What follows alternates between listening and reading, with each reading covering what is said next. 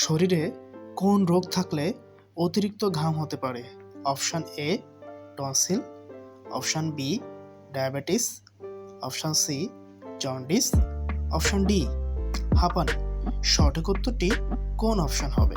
সঠিক উত্তরটি হবে অপশান বি ডায়াবেটিস। এখন আমরা পরবর্তী কোশ্চেন দেখব। শরীরে কোন অঙ্গটি কখনো বিশ্রাম নেয় না? অপশান এ ফুসফুস, অপশান বি মস্তিষ্ক, অপশান সি হৃৎপিণ্ড, অপশান ডি পাকস্থলী। কোন অপশানটি সঠিক উত্তর হবে? সঠিক উত্তর হচ্ছে অপশান সি হৃৎপিণ্ড। এখন আমরা পরবর্তী কোশ্চেন দেখব। আমরা কোন অঙ্গ দিয়ে খাবারের স্বাদ বুঝি? অপশান এ নাক, অপশান বি জিহ্বা, অপশান সি দাঁত, অপশান ডি ঠোঁট।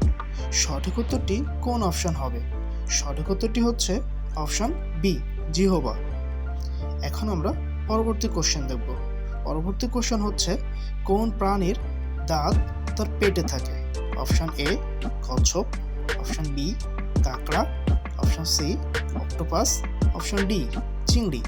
সঠিক উত্তরটি কোন অপশান হবে সেটা আপনারা কমেন্টে জানাবেন, কারণ সঠিক উত্তরটি কমেন্ট করলেই লটারির মাধ্যমে গিফট পাচ্ছেন।